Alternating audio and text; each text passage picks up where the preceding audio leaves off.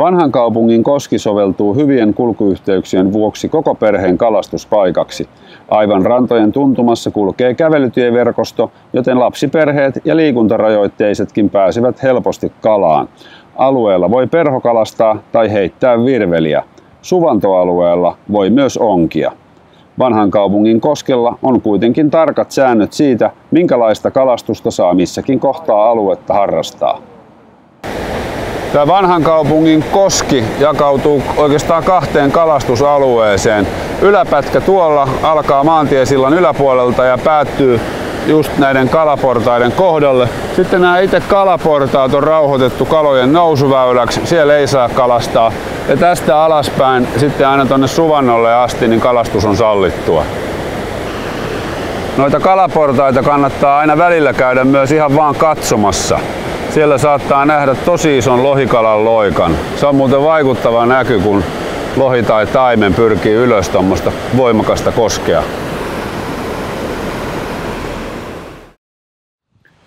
Siellä on nyt taustalla hyvinkin kiistanalainen Vanhan kaupungin kosken pato. Osa ihmisistä haluaisi sen säästää, koska sillä on kulttuurihistoriallista ja museollista arvoa. Osa taas haluaisi, että se puretaan, koska purkaminen parantaisi merkittävästi kalojen pääsyä tuonne jokeen ja parantaisi alueen virkistysmahdollisuuksia. Mitä mieltä sä oot? Jos sä haluat, että toi pato säästetään, niin paina peukku alas, ja jos sä oot sitä mieltä, että pato puretaan, niin paina peukku ylös. Nyt ollaan tässä Vanhan kaupungin kosken kalastusalueen yläpuolisella osuudella. Meillä on ainutlaatuinen tilaisuus tänään kalastaa sekä vieheellä että perholla samaan aikaan. Normaalistihan täällä on perholle ja virvelikalastajille vuoropäivät. Sakke on innokas tän kosken kalastaja. Tuppa Sakke vähän tänne. Miten täällä on nyt tänä kesänä tullut kaloja? No, aika hyvin itse asiassa.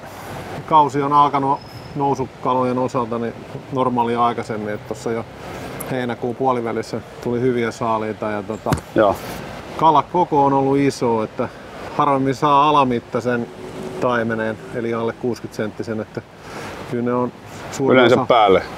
Joo, yleensä ollut ja isommat on ollut semmosia yli 70 senttisiä, mutta yleensä ne on siinä 60 ja 65 sentin välillä, että tosi vauraita ja vahvoja kaloja, semmosia 2,5–3,5 kilon väliltä. Että nyt on toki tullut semmosia vähän pienempiäkin tässä ihan viime aikoina, kun ollaan elokuun puolivälissä, niin on ruvennut tittikaliberin 50-senttiset entisen mitta alamitta-alueen kalat tulemaan ja kyllä siellä vieläkin on isoa kalaa joukossa. Että onko tullut enemmän osunut perhomiehille vai virvelikalastajille? Kyllä sitä osuu ihan tasapuolisesti kaikille. Että ei voi sanoa, että toinen olisi erityisen paljon tehokkaampi kuin toinen. No ei. Siinä on lähinnä se, että mikä on veden väri ja mikä on veden korkeus. Tuntuu joskus, että kun vesi on sameempaa ja sitä on enemmän, niin enemmän hälyä pitävä ja isommalla profiililla oleva, niin kuin vaappu esimerkiksi, se tärisee siellä ja lipat ja tämmöiset, ne voi olla silloin ehkä ärsyttävämmillään. Ja nyt kun tosiaan pyydetään ei syönnöstävää kalaa, vaan nousukalaa, mikä ei ole syömässä, vaan iskee ärsytykseen, niin se on vähän toisenlainen logiikka. Ja nyt on sitä, kun vesi on laskenut ja kirkastunut, niin nyt pienemmät perhot ja pienempi ärsytys on, niin kuin, siinäkään ei saa mennä sitten yli, että se kostautuu sit siinä, että ei tule tärppejä. Että niin, että kuitenkaan vielä maailman kirkkainta vettä ole, vaikka se nyt mun mielestä on kirkkaimmillaan, mitä mä muistan. Joo, siis 30 senttiä on Vantaajoelle jo kirkasta tähän aikaan vuodesta. Että onhan se varmaan joskus jopa puoli metriä tuo näkösyvyys, mutta ei se tosiaan niin Lapinjokiin verrattuna ole kirkasta. Mutta nyt se on semmoista, että kala pysyy tuolla syvällä ja ei tule mielellään tuohon auringonvalossa pyörimään tuohon pintaan ainakaan pitkäksi aikaa. Että nythän me voidaan koittaa sitten, että kumpi on tehokkaampi, vaappu vai perho. Mistä täällä kannattaisi nyt mennä? No nyt kun me ollaan tässä portaan kohdalla, niin sun kannattaa ehkä mennä tuohon keskikivelle tuohon niskalle ja siitä on hyvä uittaa tuon virran suuntaisesti, missä on tuo monttu ja yleensä sen montun reunalta se kala iskee jommalta kummalta puolelta. Että, joskus lähempää, joskus kauempaa. Että Missä kohtaa se monttu tarkalleen on? No, Se on... ei tässä nyt yhtä... Tää monttu tai niin kuin syvä uoma. Pitkä, syvä uoma tässä ja sitten tuossa saaren ja tuon keskikiven välillä on kanssa syvempää, mutta se on vähän matalampaa ehkä kuin tässä keskivirran kohdalla. Että se monttu käytännössä alkaa tuosta tuon pajupuskan kohdilta ja putoaa syvimmillään se on tuossa keskellä. Mutta sitten se kaartuu tänne näin ja tää koko uoma on kalastusaluetta, että vaapulla kun kalastetaan, niin se kalastus on vähän erilaista kuin perholla. Perholla voi ehkä ronkkia noin kuopat paremmin, mutta kyllä se hakee sen sieltä vähän kauempaakin välillä, ettei se, ja saalista tulee kummallakin metodilla ihan yhtä lailla. Että joskus paremmin perholla, joskus paremmin vaapulla, että sitä on vaikea sanoa. Kokeillaan, mä menen tuonne laattakivelle.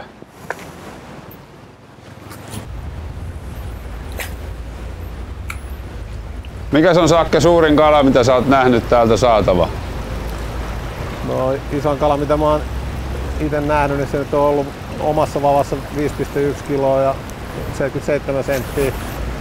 Mutta paljon isompiakin kalojahan täällä on ollut. Itse en ole vaan sattunut olla silloin läsnä, että taimenet on ollut semmosia ehkä 8 kiloa, 7-8 kiloa isommat, mitä täältä on kuulemma saatu. Ja...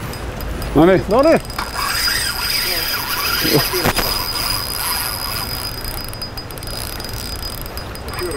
Mitä?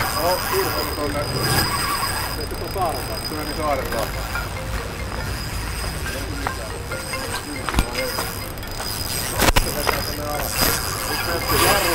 Jarrut joku. Se menee poikki. Meni poikki. Menikö? Meni.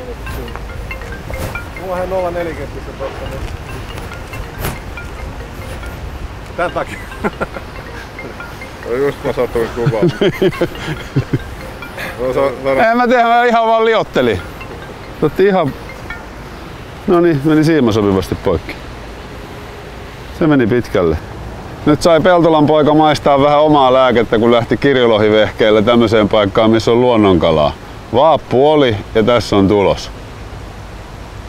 Just pääsin kysymästä, että lähteekö nuo isot kalat yleensä tonne koskeen, ja sinne meni. Tää on kyllä jännä paikka, kun täällä voi olla tommosia karmeen kokoisia kaloja. Vaikka tää on niinku pieni, niin herra jumala mitä elukoita. Nyt on riittävän paksua piuhaa, niin ei pitäisi ainakaan siitä olla kiinni. Semmonen sääntö, mikä kannattaa täällä pitää ehdottomasti mielessä, on se, että missä tahansa uistimessa saa olla ainoastaan 1 kolmihaarakoukku. Eli tästäkin nyt vaapusta niin poistetaan toinen. Se, että poistetaanko keskikoukku vai peräkoukku, niin se on vähän makuasia, mutta mä poistan nyt tämän keskikoukun. Ja nyt se on ton näköinen.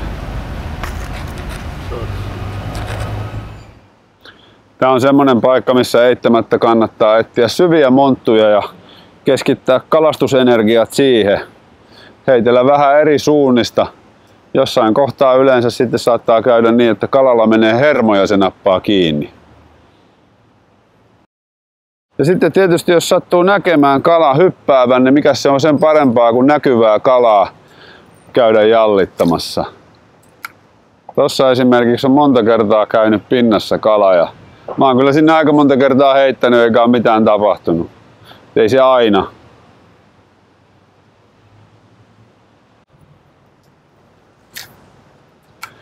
Täällä kannattaa myös muistaa, että vaikka tuntuisi siltä, että taimenta on paljon, niin joukossa on just sitä rasvaevällistä, joka on todennäköisesti luonnonkudusta peräisin, eli sitä uhanalaista kalaa. Ja se on rauhoitettu tällä joella, eli semmoiset on päästettävä välittömästi takas. Niitä rasvaevättömiä voi sitten kohtuudella joskus ottaa ravinnoksi, jos ne täyttää sen 60 sentin alamitan, mutta kyllä mä semmoisetkin lasken takaisin, että taimenta ei kyllä tohdi tappaa.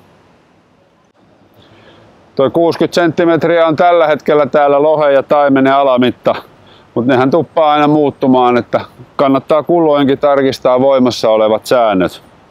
Ei tule sanomista eikä huono omatunto, eikä luonto kärsi.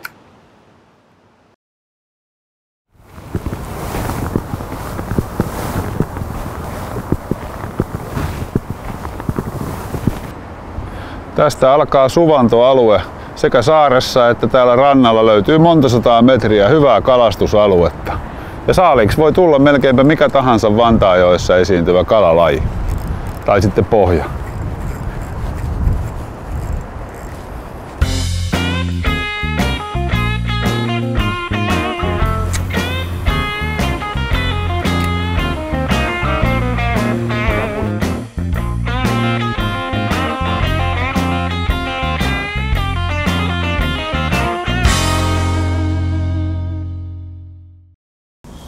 Tämä on monipuolinen kalapaikka, koska täällä on jokaiselle kalalajille oma sesonkinsa. Sesonki alkaa tuossa toukokuussa, jolloin tähän suvantoon nousee isoja haukia. Semmoisia 5-8 kilon haukia, ne ei ole ollenkaan epätavallisia. Tällaisella jigillä, vaikka tämä näyttää ihan surkealta kälyseltä viritelmältä, niin tällä mä oon saanut vähän yli 5 kilon hauen. Tällä nimenomaisilla jigillä. Ja samaan aikaan täältä löytyy myös kuhaa. Eli on hyvin monipuolinen paikka.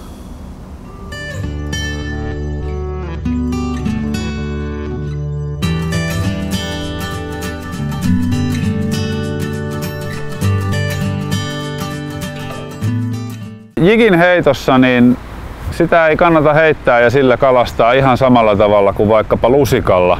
Vaan jigissä on ideana se, että sitä pomputellaan ikään kuin tuolla pohjassa. Eli kun on heitetty, niin odotetaan vähän aikaa. Ja sitten kun siima löystyy, siima menee tuonne veteen, se pienen nykäyksen tekee, niin me tiedetään silloin, että se jigi on pohjassa. Ja sitten nostetaan pikkusen ja kelataan. Ja taas odotetaan, että jigi valuu sinne pohjaan. Noin, nyt siima löysty. Taas kelataan pikkusen.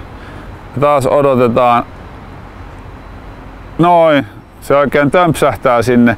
Ja 90% kaikista kaloista tappaa just silloin, kun se jigi on laskeutumassa alaspäin. Eli kun sillä nykästään ylös ja sitten kun se laskee alaspäin, niin silloin yleensä kala ottaa kiinni. Ja tää on äärimmäisen tehokas keino kuhalle tai ahvenelle. Ja kyllä sillä hauenkin voi saada, tai miksei taimenen tai lohenkin, mutta erityisesti kuhan kalastuksessa.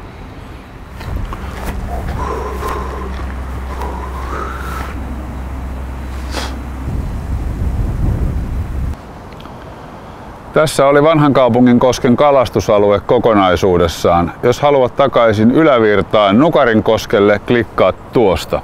Ja jos linkki ei toimi, löydät sen videon lisätiedoista.